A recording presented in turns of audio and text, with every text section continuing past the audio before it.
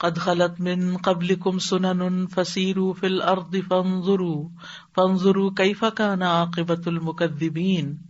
یقیناً تم سے پہلے بھی کئی واقعات گزر چکے ہیں، تو تم زمین میں چل پھر کے دیکھ لو کہ جھٹلانے والوں کا انجام کیسا برا ہوا. اب یہاں اطاعت اور توبہ کی ترغیب کے لیے پہلی امتوں کی تاریخ پر غور و فکر کا حکم دیا گیا ہے، تاکہ انسان اس سے سبق لے کہ پچھلی امتوں میں بچے کون، بخشش کن کی ہوئی.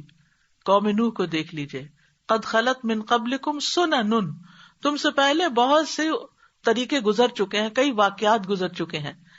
تو یہ واقعات کیا تھے پچھلی قوموں کے؟ یعنی اس میں سے سبق سیکھنے کا کیا ہے اس کانٹیکس میں، کہ اللہ تعالیٰ نے کن کو بچایا اور کن کی شامت آئی. اور اس کے لیے کہا گیا کہ تم سے پہلے کی امتوں کے حالات گزر چکے ہیں. فسیروا فی الارض، زمین میں چلو پھرو. یہ چلنا پھرنا دو طرح سے ہوتا ہے، ایک تو لٹرلی فزیکلی وہاں پر جانا، لیکن اس میں تو ساری قوموں کا ہمیں پتہ بھی نہیں کہ کون کہاں تھا، اور دوسرا یہ کہ ہر ایک کے لیے وہاں جانا ممکن نہیں ہوتا. تو ذہنی سیر بھی یا علمی سیر بھی، یعنی تاریخ پڑھو، کتابوں میں دیکھو، قرآن میں پڑھو. فانظروا کیف کان عاقبۃ المکذبین، دیکھو کہ جھٹلانے والوں کا انجام کیا ہوا. انسان اس غور و فکر سے کیا سبق سیکھے، سامان عبرت حاصل کرے کہ ہمیشہ بچے وہی جو ایمان لائے اور جنہوں نے اپنے پیغمبر کا ساتھ دیا، باقی سب کو تباہ کر دیا گیا. تو صحابہ کو بھی ایک طرح سے یعنی جنگ احد کے بعد یہ ساری ہدایات دی جا رہی ہیں کہ اصل چیز ہے اطاعت رسول، کیونکہ نبی صلی اللہ علیہ وسلم کے حکم کی نافرمانی کی وجہ سے نقصان ہوا تھا. تو یہ بتایا جا رہا ہے کہ اصل کامیابی اور فلاح پانے کا نسخہ کیا ہے. ھذا بیان للناس وہدی وموعظۃ للمتقین، یہ کلام لوگوں کے لیے ایک واضح بیان اور متقی لوگوں کے لیے ہدایت اور نصیحت ہے. تو قرآن مجید میں دو طرح کی ہدایت ہے، ایک عام اور ایک خاص. ہدایت عام سب انسانوں کے لیے ہے اور ہدایت خاص متقی لوگوں کے لیے ہے. تو ہدایت عام میں ھذا بیان للناس، یعنی یہ کتاب ایسی ہے جس سے سب فائدہ اٹھا سکتے ہیں، لیکن اصل میں فائدہ تو پھر کون اٹھائے گا؟ جس کے اندر تقویٰ ہوگا، وہی ہدایت پائے گا، وہی نصیحت پکڑے گا.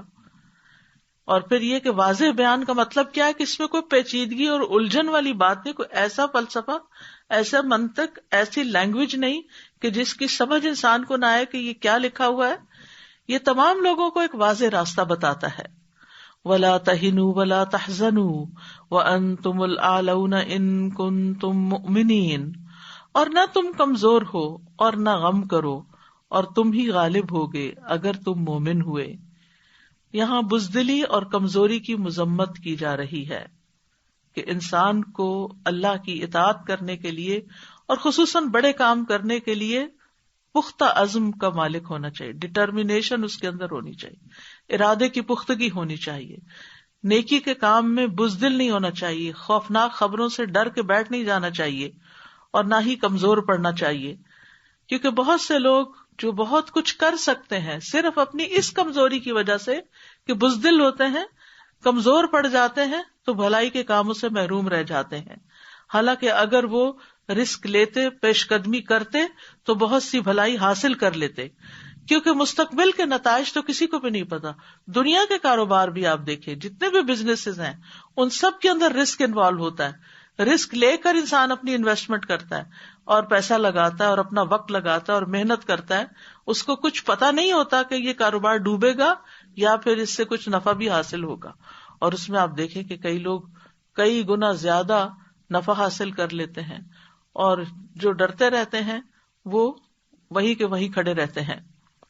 تو یہاں پر چونکہ جنگ احد پر تبصرہ ہے اور اس کانٹیکس میں بات ہے، تو خاص طور پر کہا گیا کہ نہ تم کمزور ہو. کیونکہ ہوا یہ تھا کہ جنگ بدر سے مسلمانوں کی جو کامیابی ہوئی تھی اس سے ایک دھاک بیٹھ گئی تھی، اور سارے اہل عرب کو پتہ چل گیا تھا کہ اب مسلمانوں کو اگنور نہیں کیا جا سکتا. کیونکہ بہت کم وسائل کے ساتھ انہوں نے 70 مشرکوں کو مارا اور 70 کو پکڑا تھا، اور یہ کوئی معمولی چیز نہیں تھی. خود 313 تھے اور اپنے سے 3 گنا بڑی فوج کے ساتھ مقابلہ کیا تھا. لیکن اب جنگ احد میں جو زخم لگا اور جو وقتی ناکامی ہوئی اس کی وجہ سے ان کا morale ڈاؤن ہونے لگا. تو اللہ سبحانہ وتعالیٰ نے فرمایا نہیں، تم کمزور نہ ہو، اور جو تمہارے ہاتھ سے چلا گیا اس پہ غم نہ کرو. اور پھر خوشخبری سنا دی وَأَنْتُمُ الْأَعْلَوْنَ إِن كُنتُم مُؤْمِنِينَ، اگر تمہارے اندر ایمان ہوا تو تم ہی بلند ہو کر رہو گے. تو بلندی کے لیے، اللہ کی طرف سے کامیابی حاصل کرنے کے لیے بہت ضروری ہے کہ پھر انسان اپنے ایمان پر کام کرے، ایمان کو بڑھائے، ایمان کو مضبوط کرے. پھر فرمایا ان یمسسکم قرح فقد مس القوم قرح مثلہ وتلک الایام نداولها بین الناس وليعلم اللہ الذین آمنوا ویتخذ منکم شہداء واللہ لا يحب الظالمین. تمہیں اگر کوئی زخم لگا ہے تو بدر میں ان لوگوں کو بھی اسی طرح کا زخم لگ چکا ہے، اور ان دنوں کو ہم لوگوں کے درمیان پھیرتے رہتے ہیں، کبھی ایک گروہ کامیاب ہوتا ہے اور کبھی دوسرا. اور احد میں شکست اس لیے ہوئی تھی تاکہ اللہ ایمان والوں کو جان لے اور تم میں سے کچھ لوگوں کو شہید بنائے، اور اللہ ظالموں سے محبت نہیں کرتا. یعنی اللہ تعالیٰ نے تمہارے ایمان کا امتحان لیا ہے کہ تم واقعی اللہ کی خاطر جنگ لڑ رہے ہو یا مال غنیمت کی خاطر یا دنیاوی فائدوں کی خاطر. اور یہ بھی ہے کہ تمہارا پھر بھی نقصان نہیں ہوا. یہ شکست نہیں ہے، اس لیے کہ بہت سے لوگوں کو اس میں شہادت نصیب ہوئی ہے، جو کہ بہت ہی اعلیٰ مقام ہے. اور ویسے بھی یہ سمجھانا مقصود ہے کہ جب انسان کوئی کھیل کھیلتا ہے تو اس کی ہار جیت ہوتی ہے، اور جنگ میں بھی ہار جیت ہوتی ہے. اگر تم احد کے دن مشرکین کے ہاتھوں نقصان اٹھائے ہو تو بدر میں تم نے ان کو نقصان دیا بھی تو تھا، اس لیے زیادہ پریشانی کی بات نہیں. عربوں کا ایک محاورہ ہے کہ الحرب سجال، لڑائی میں باریاں ہوتی ہیں. جب بھی دو گروہوں میں جنگ ہوتی ہے تو کبھی ایک کا پلڑا بھاری ہوتا ہے اور کبھی دوسرے کا. اسی طرح کوئی بھی میچ جو ہوتا ہے اس میں، کوئی بھی گیم جو ہوتی ہے اس میں ہار جیت تو ہوتی رہتی. یہ اگرچہ سبق احد کے حوالے سے ہے، لیکن عام روزمرہ زندگی میں بھی انسان کو یہ بات یاد رکھنی چاہیے کہ زندگی میں کبھی کامیابیاں آتی ہیں اور کبھی ناکامی بھی ہوتی ہے. یعنی ہر ایکشن کا ایک ری ایکشن بھی ہوتا ہے. یعنی اسپائکس ہوتی ہے، اوپر جاتی ہے چیز، پھر اس کو نیچے بھی آنا ہوتا ہے. آپ کوئی بھی چیز جب اوپر پھینکتے ہیں تو اس میں اوپر ہی نہیں رہ جاتی، اس نے نیچے آنا ہوتا ہے. سورج نکلتا ہے اوپر چڑھتا رہتا ہے تو پھر اس کا زوال ہو جاتا ہے.